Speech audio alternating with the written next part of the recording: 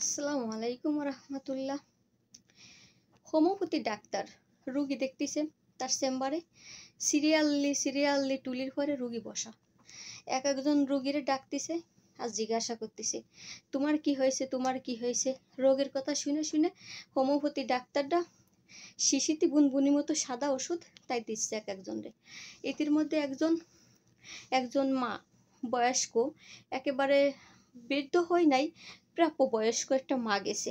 এখন homeopathy doctor জিজ্ঞাসা করতেছে, তোমার কি হয়েছে। তো বলতেছে কি, ডাক্তার আমার বুকের ভিতর খুব ব্যথা, আমি নিঃশ্বাস নিলে আমার বুকের ভিতর ব্যথা করতেছে। তা বলতেছে কি, ব্যথা কি আঘাতের ব্যথা, পড়ে যে কোনো ব্যথা পাইছো, নাকি অন্য কোনো সমস্যা, গ্যাসের ব্যথা, কিরকম ব্যথা। তা বলতেছে কি, ডাক্তার আমার কিসের জন্য ব্যথা আপনি শুনবেন। কছে, না শুনলে আমি বুঝবো কেমনে, আর না বুঝলে আমি ওষুধ দিব কেমনে। অবশ্যই শুনবো, কিসের ব্যথা। বলতেছে কি, ডাক্তার আমার আর তিনটা ছেলে মেয়ে অনেক ছোট, আমার একটা ছেলে বড়, আমার বেকার ছেলেকে আমি বিয়ে করাই। তো আমার বৌমা আসার পরে আমার ছেলেটা অনেক অসহায় হয়ে পড়ে, সংসারে ইনকাম নাই, আমার বৌমা এমনকি থাকে না, এরকম এরকম অবস্থা। তো সেই মুহূর্তে আমার ছেলের আমি গাড়ির ড্রাইভার বানাই অনেক কষ্ট করে। গাড়ির ড্রাইভার বানানোর পরে আমার ছেলের আমার কানেরটা বিক্রি করে দিয়ে আমি গাড়ির ড্রাইভার হয়ে গেছে পুরোপুরি। পরে লাইসেন্স করা লাগবে, আমার কানের দুল বিক্রি করে আমি লাইসেন্স বানাই দিই আমার ছেলেরে। তো সেইভাবে আমার ছেলে আমার বৌমা সংসারে নিয়ে আমি বেশ কিছুদিন মোটামুটি ভালো আছি। তো আমি প্রত্যেকটা রাত আমার ছেলে একটা স্টেশনের থেকে সে শেষ নাইট আছে 9:30টায় শেষ লাস্ট ট্রিপ গাড়ি। তো 9:30টায় লাস্ট ট্রিপ গাড়ি, 9:30টায় আমি দুই সাইডে খালের মাঝখানে ব্রিজ, মেন রোড রাস্তা, রাস্তার উপরে ব্রিজের উপরে দাঁড়ায় থাকি লাস্ট ট্রিপ রাত 10টায়। 10টার গাড়ি চলে যাবে খুলনার দিকে সেনেবাজার। তো ওইখানে আমি দাঁড়ায় থাকি, যে পোলের পরে আমার ছেলেরে ভাত নিয়ে দিই, ভাত টিফিন বক্সে নিয়ে দিই, আমার ছেলে নিয়ে যাই শেষ শেষ স্টেশনে, যে ওইখানে যে খাই, গাড়ি যখন যেখানে ফেলে করে সেখানে নিয়ে খাই। আজকে ডাক্তার আমি শীতের ভিতর অনেক কনকনে শীত, রাত 10টা, গভীর রাত, অনেক রাত অন্ধকার, আমার ভয় ভয় লাগতেছে আমার ছেলে কখন আসবে।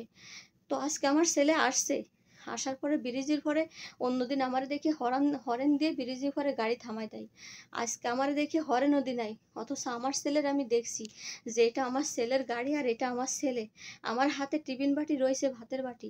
ডাক্তার আমার ছেলে আমারে দেখে গাড়ি না থামাইয়ে, না হরেন দিয়ে চলে গেল, গাড়ি নামাইয়ে পোলের পর থেকে। পরে আমি গাড়ির পিছ পিছ দৌড়চ্ছি, বাবা তোমার ভাত নিয়ে যাও, ভাত নিয়ে যাও। কিন্তু বাবা আমার আর একটু গাড়ি থামালো না। না থামানোর পরে আমাদের বাড়ির সামনে, আমাদের রাস্তার সাইডেই বাড়ি, বাড়ির সামনে গাড়ি হরেন দিয়ে গাড়ি থামালো। তো আমি ওই গাড়ি থামানো দেখে দৌড়তে দৌড়তে যাচ্ছিলাম, যে আমার ছেলে মনে হয় ভুলে গেছে যে আমি এখানে। তো আমি দৌড়তে দৌড়তে যাই ভাতের বাটিটা হাতে দিই।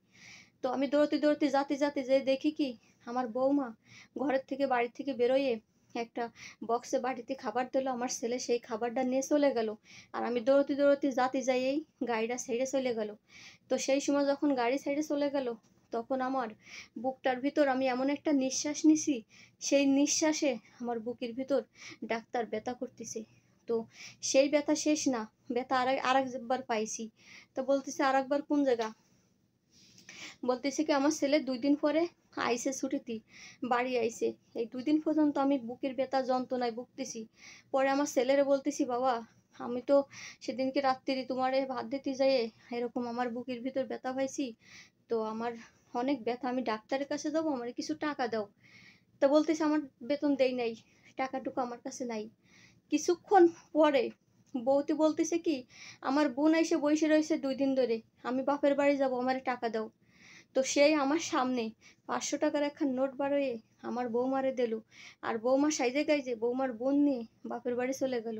আর আমার ছেলে আমার সামনে আবার সকালে গাড়িতে উঠে চলে গেল, আমারে মা বইলেও ডাকলো না। আমি কেন ব্যথা পাইছি আর কেন যে আমার হাত থেকে ভাতের বাটি নিল না, সেটাও আমি জানি না। ডাক্তার ওই জায়গায় একবার নিঃশ্বাস নিছি, সেই নিঃশ্বাস আমার বুকের ভেতর ব্যথা লাগছে। আর এই যে পোলের পরে দাঁড়াইছিলাম, ভাতের বাটি আমার কাছে দাঁড়ায়নি, আমার ছেলে সামনে এসে ভাতের বাটি নিয়ে গেছে, সেখানেও আমি নিঃশ্বাসটা নিতে যাওয়ার বুকের ভিতর ব্যথা লাগছে। আর সেই ব্যথা এখন আমার দম দম আটকে যাচ্ছে, আর অনেক ব্যথা লাগতেছে। এখন ডাক্তার আমি কি করব, আপনি আমারে ভালো ওষুধ দেন যে তোমার বুকের ব্যথা সারে। এখন আপনারা কমেন্ট করে লেখেন, এই এই ব্যথা কি ডাক্তারের ওষুধই সারবে? এটা একটা বাস্তব ঘটনা, আমার দেখা চোখে আমি পাশে ছিলাম। এই ঘটনা যখন হয় ডাক্তারের কাছে বলতেছিল, আমি পাশে ছিলাম, কিন্তু কথাগুলো আজ আমি ভুলে নেই, কথাগুলো মনে রাখছি। ওল্লাহে সব বাস্তব কথাগুলো। সবাই বিশ্বাস করবেন, ভালো থাকবেন।